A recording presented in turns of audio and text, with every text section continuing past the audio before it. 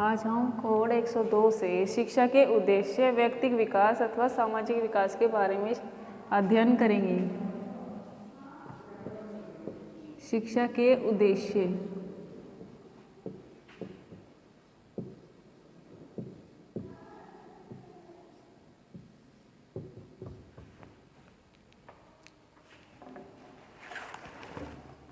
व्यष्टि बनाम समाज।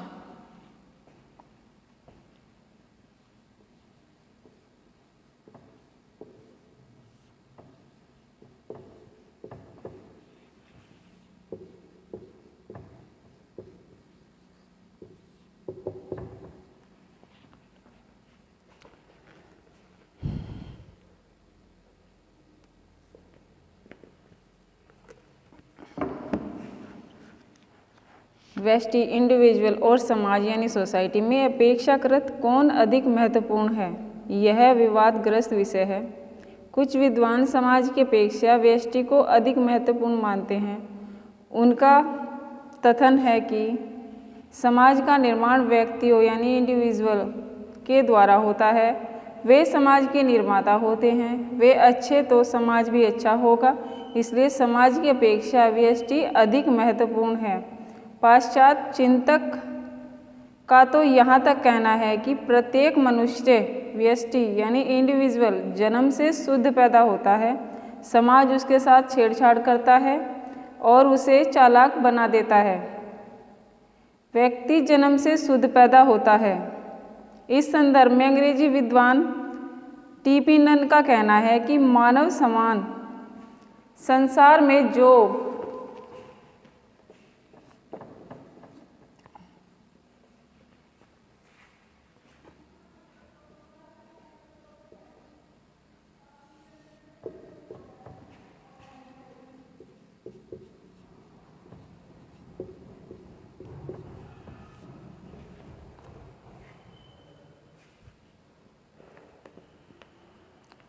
मानव संसार में जो कुछ भी अच्छाइयाँ दिखाई दे रही हैं,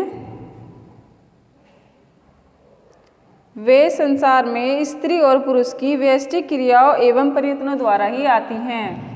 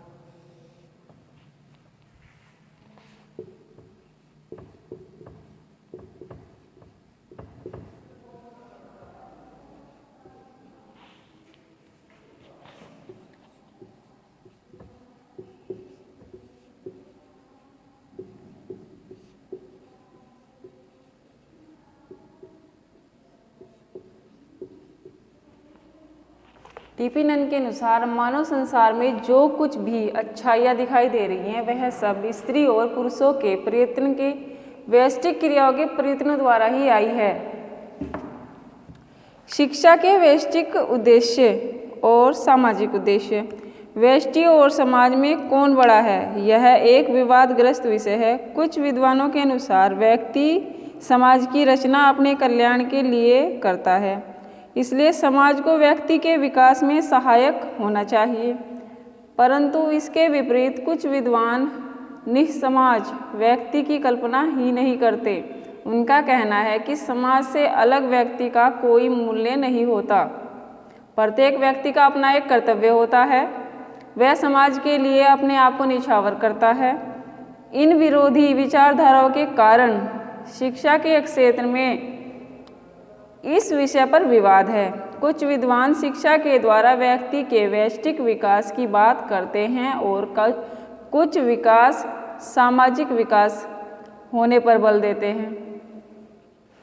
व्यष्टिक विकास के उद्देश्य।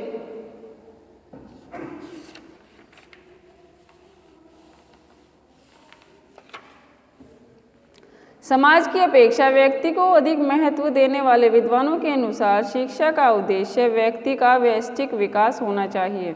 इस व्यष्टिक विकास पर विचार करने से पता चलता है कि भिन्न भिन्न दर्शनों में व्यष्टिक विकास का भिन्न भिन्न अर्थ लिया जाता है। आदर्शवादियों के अनुसार शिक्षा का अंतिम उद्देश्य व्यक्ति की आत्मानुभूति को प्राप्त करने योग्य बनाना है। वे बच्चे के शारीरिक, मानसिक और नैतिक, सांस्कृतिक, आध्यात्मिक विकास करने पर बल देते हैं।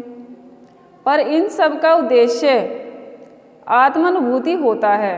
दार्शनिक यूकेन महोदय के अनुसार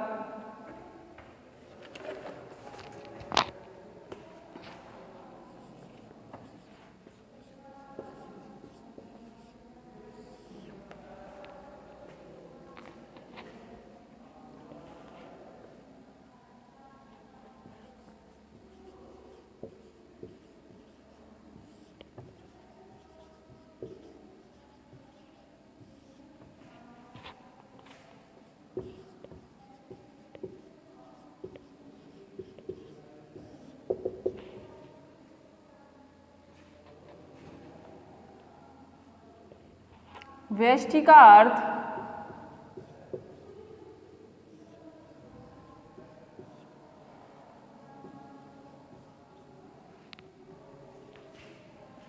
आध्यात्मिक व्यष्टि से ही लेना चाहिए।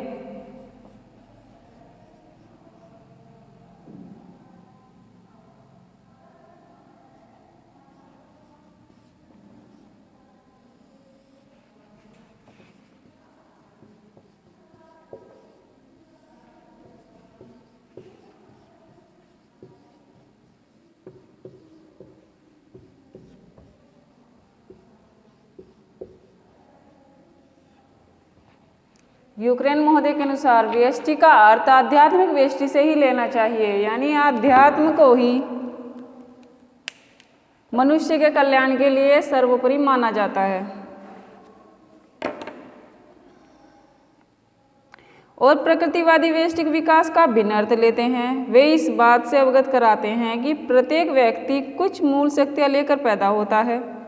रूसो के अनुसार प्रत्येक व्यक्ति अपनी मूल प्रवृत्तियों के अनुसार विकास करने के योग्य होता है।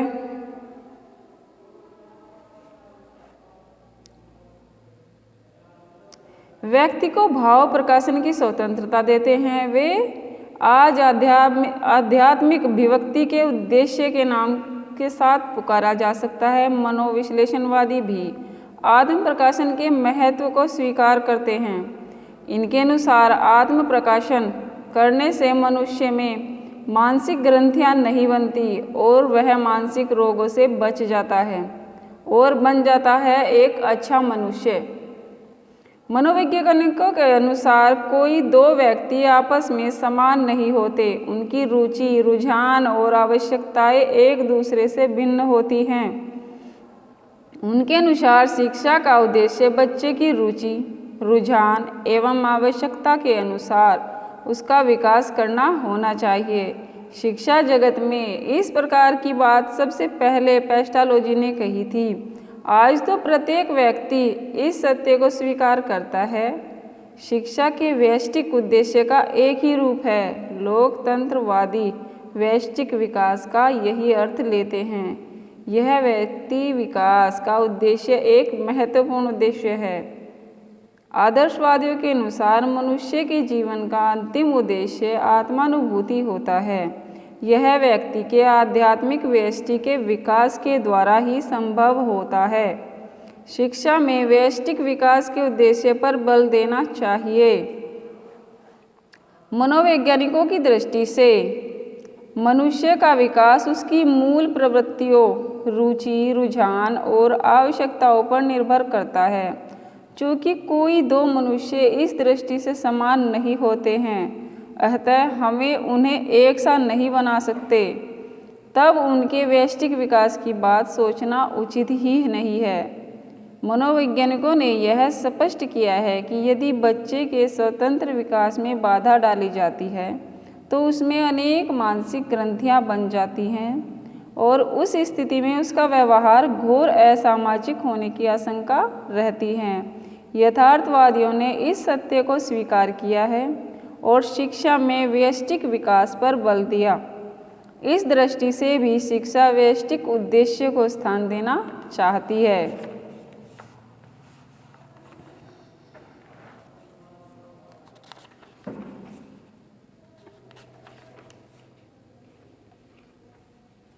शिक्षा के सामाजिक उद्देश्य।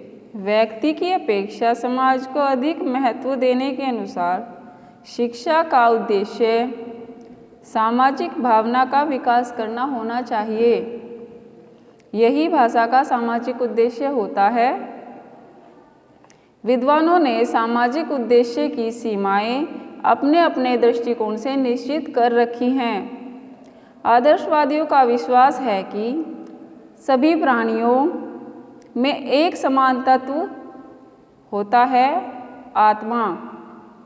इस दृष्टिकोण के अनुसार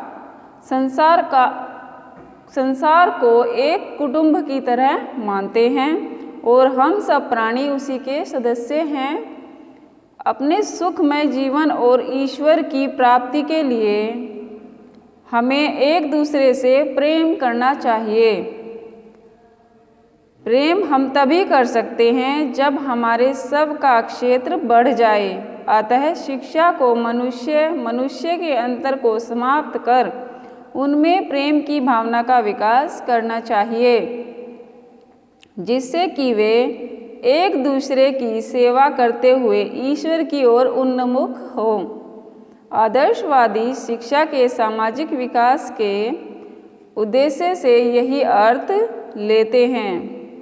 मनोवैज्ञानिकों के अनुसार मनुष्य में सामूहिकता की मूल प्रवृत्ति होती है। यह प्रवृत्ति उसे समूह में रहने की प्रेरणा देती है, उसे साथ और सहयोग से रहने की प्रेरणा देती है। वह हमेशा प्रेम भाव की ओर अग्रसर करती है। सामाजिक दृष्टि से व्यक्ति का सामूहिक जीवन तभी सुखमय हो सकता है जब उसे समूह के सभी सदस्यों के सुख दुख की परवाह हो। अपनी जाति के प्राणियों के प्रति प्रेम, सहानुभूति, सहयोग, दया, क्षमा, सहनशीलता आदि की भावना रखना ही सामाजिकता होती है। इन्हीं गुणों का विकास सामाजिकता का विकास होता है। यथार्थवादी शिक्षा के सामाजिक उद्देश्य को इसी रूप में लेते हैं। अब है राजनीतिक दृष्टिकोण से सामाजिक शिक्षा के उद्देश्य। एक तंत्र शासन प्रणाली के समर्थक राष्ट्र की महत्वपूर्ण शिक्षा पद्धति को समाज का विकास मानते हैं। हमारे देश में तो एक तंत्र शासन में भी शिक्षा का उद्देश्य व्यक्ति को समाज अथवा राष्ट्र और राष्ट्र को व्यक्ति अथवा समाज के प्रति कर्तव्यों से अवगत कराना समझते हैं। पर पश्चिम में यह विचार दूसरे रूप में विकसित हुआ है। उनके अनुसार प्रत्येक व्यक्ति अपने राष्ट्र के लिए ही पैदा होता है और उनके अनुसार राष्ट्र हित के लिए प्रत्येक व्यक्ति को उसके जीवन का कुछ वक्त राष्ट्र के समाज की सहायता के लिए अपने अनुसार व्यतीत करना चाहिए, जिससे वह अपने राष्ट्र की भलाई के लिए कुछ कार्य कर सके।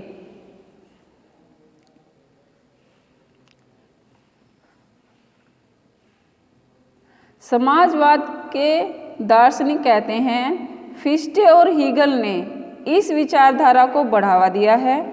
उनके अनुसार राज्य एक स्वतंत्र सत्ता है और उसके ऊपर अन्य किसी का प्रभुत्व नहीं होता है।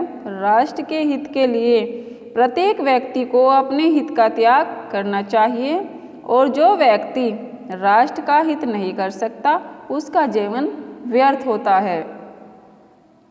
द्वितीय विश्व युद्ध के पहले जर्मनी, जापान और इटली के इसी सिद्धांत को माना जाता था। उस समय उनकी शिक्षा व्यवस्था ऐसी ही थी जो राष्ट्र में शासन के अनुकूल नागरिक तैयार किया करती थी और समाज के कल्याण के लिए अपने आप को न्योछावर किया करती थी। समाज के प्रति व्यक्ति का धर्म सर्वोपरि माना जाता था।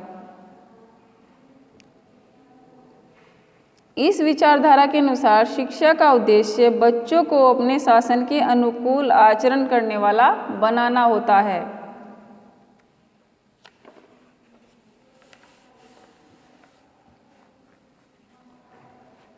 सामाजिक विकास का दूसरा रूप है लोकतंत्रवादियों द्वारा निश्चित किया गया। लोकतंत्रवादियों के अनुसार किसी भी राष्ट्र की उन्नति लोकतंत्र द्वारा ही संभव होती है और लोकतंत्र योग्य नागरिक निर्भर करता है। परंतु शिक्षा का उद्देश्य व्यक्तियों को योग्य नागरिक बनाना होना चाहिए। योग्य नागरिक वही होता है जो अपने अधिकारों, कर्तव्यों का ज्ञान करने योग्य हो और जिसका शारीरिक, मानसिक, चारित्रिक एवं सामाजिक विकास हो चुका हो। कोई भी नागरिक देश का भला तब तक नहीं कर सकता जब तक उसे अपने देश और अपने देश के नागरिकों से प्रेम न हो। उसे सहयोग का कार्य करने में विश्वास होना चाहिए। जो व्यक्ति दूसरों के हित के लिए अपने हित का त्याग कर सकता है उसी से समाज अथवा देश के हित की आशा की जा सकती है। लोकतंत्रवादी शिक्षा द्वारा एक नागरिक में इन सब गुणों का विकास करना आवश्यक है। प्रोफेसर बागले और जॉन डीवी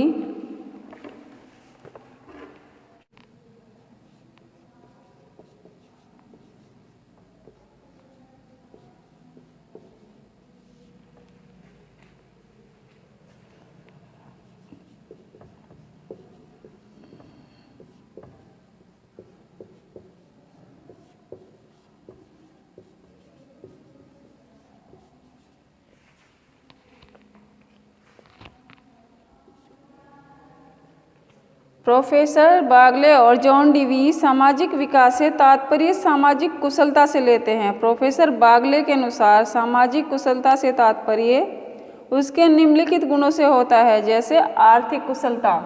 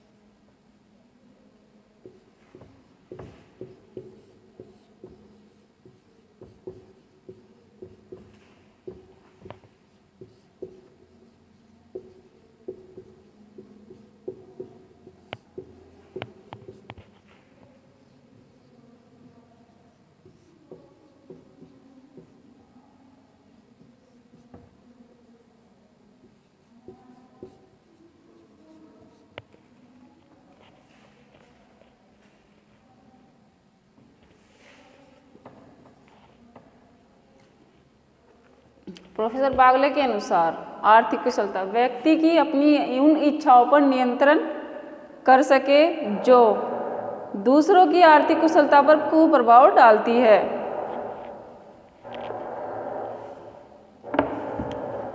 निषेधात्मक नैतिकता व्यक्ति उन इच्छाओं पर नियंत्रण कर सके जो दूसरों की आंतरिक कुशलता पर कुप्रभाव डालती है। स्वीकारात्मक नैतिकता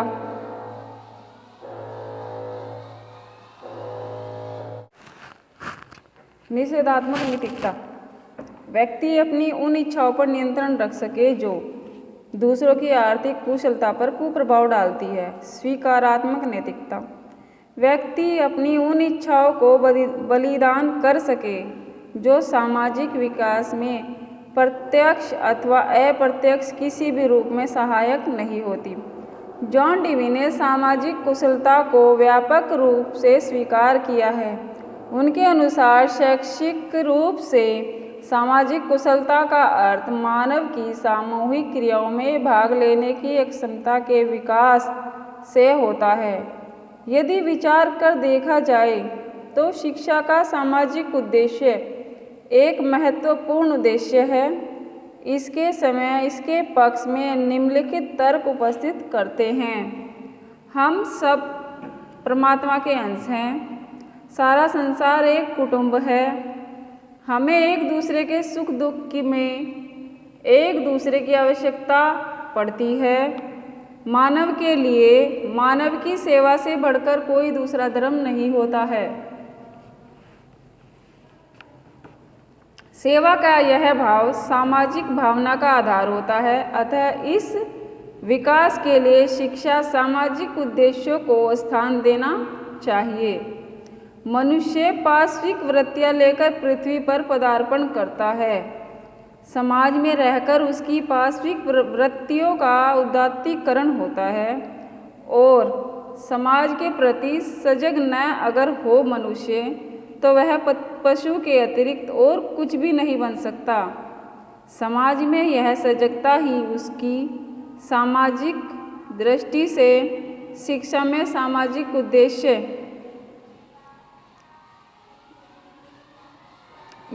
सामाजिक उद्देश्य को महत्वपूर्ण स्थान दिलाती है।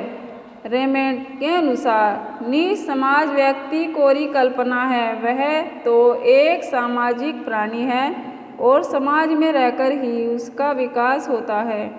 जैसा समाज होगा उसी के अनुसार उस समाज के व्यक्तियों का विकास होगा।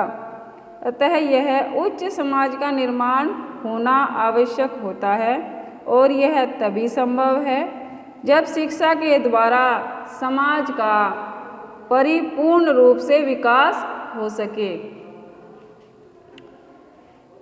व्यक्ति का निर्माण समाज से होता है। समाज इस ऋण से उस ऋण के अनुसार होने वाले मनुष्य में समाज की सेवा करने की भावना होनी चाहिए। अगर यह चक्र नहीं चलता है तो व्यक्ति का हित संभव नहीं होता है। अतः इस दृष्टि से भी शिक्षा के सामाजिक उद्देश्यों को महत्व देना चाहिए।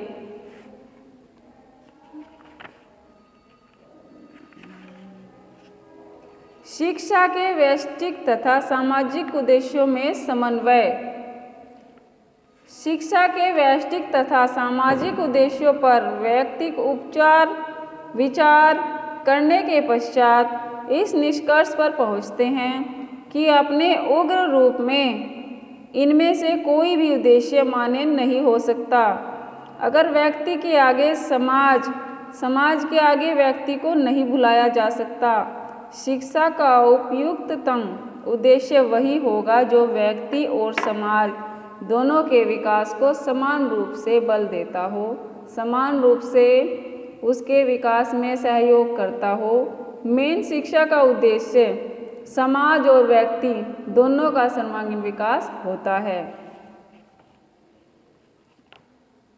किसी भी उद्देश्य पर आवश्यकता से अधिक ध्यान देने के कारण दुष्परिणाम हम देख चुके हैं कि इन दोनों के समन्वय की आवश्यकता तत्परता के अनुसार पड़ती है। व्यष्टिक विकास के स्वप्रकाशन और सामाजिक विकास के राष्ट्र समाजवाद में किसी प्रकार के समन्वय की संभावना नहीं है। ये तो एकदम विरोधी विचारधाराएं होती हैं।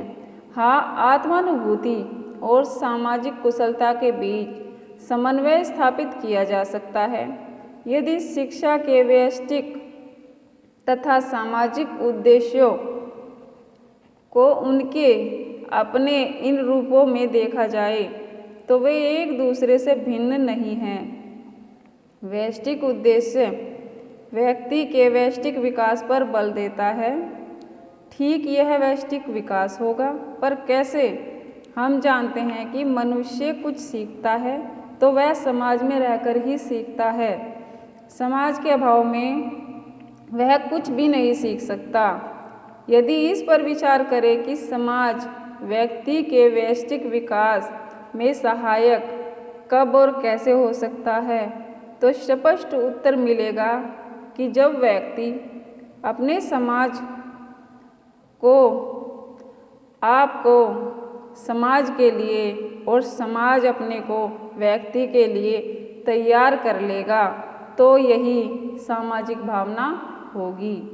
तब कहना होगा कि बिना सामाजिक विकास के व्यष्टिक विकास भी नहीं संभव हो सकता।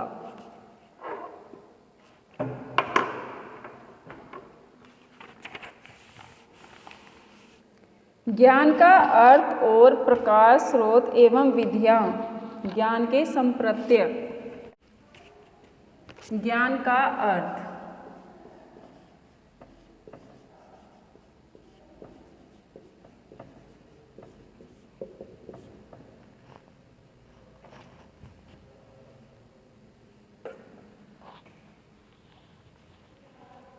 concept of knowledge।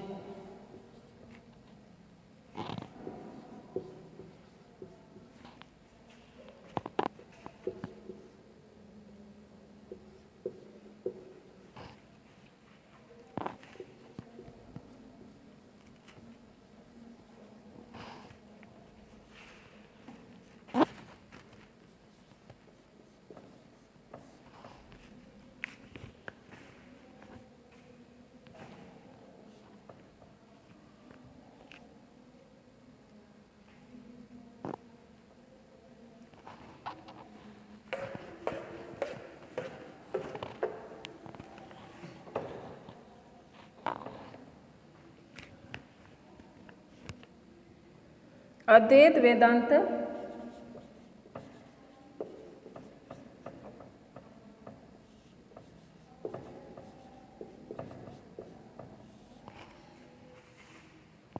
के प्रतिपादक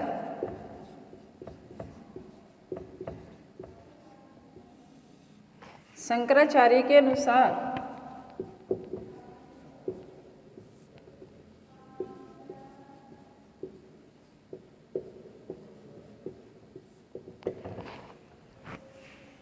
ब्रह्म को सत्य जानना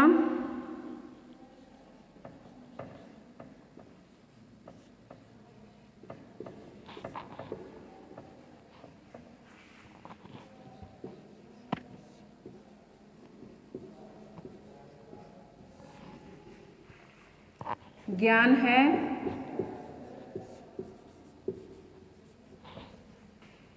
और वस्तु जगत को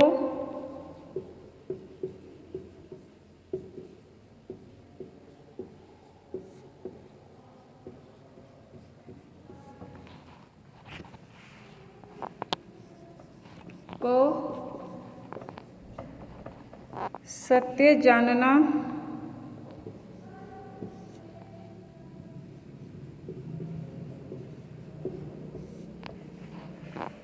अज्ञान है।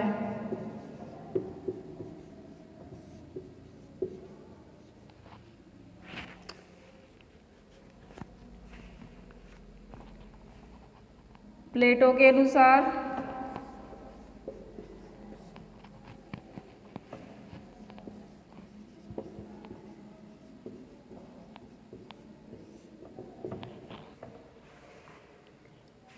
विचारों की दैवीय व्यवस्था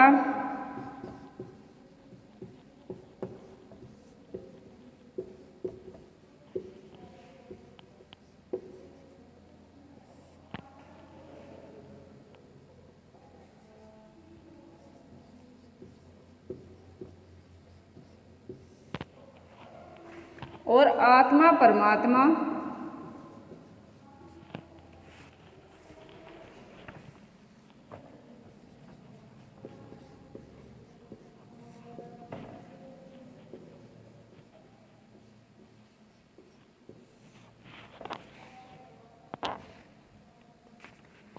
के स्वरूप को जानना ही ज्ञान है।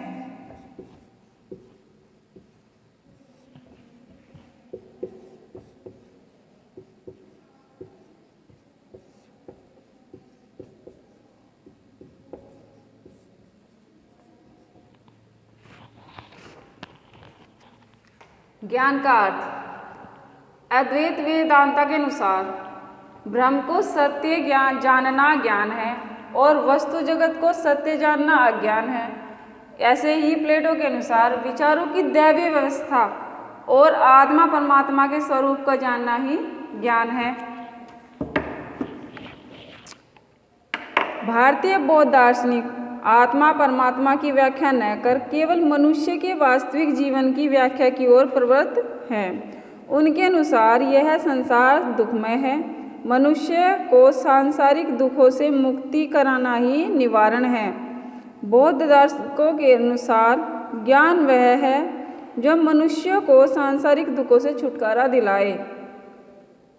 जॉन डीवी के अनुसार कुछ मानव भी जाति के लिए उपयोगी वही है जो वास्तविक ज्ञान है। केवल वही ज्ञान वास्तविक है जो हमारी प्रकृति में संगठित हो गया है, जिससे हमें पर्यावरण में अपनी आवश्यकता के अनुकूल बनाने में समर्थ हो सके और अपने आदर्शों तथा इच्छाओं को उस स्थिति के अनुकूल बना ले जिसमें कि हम रहते हैं।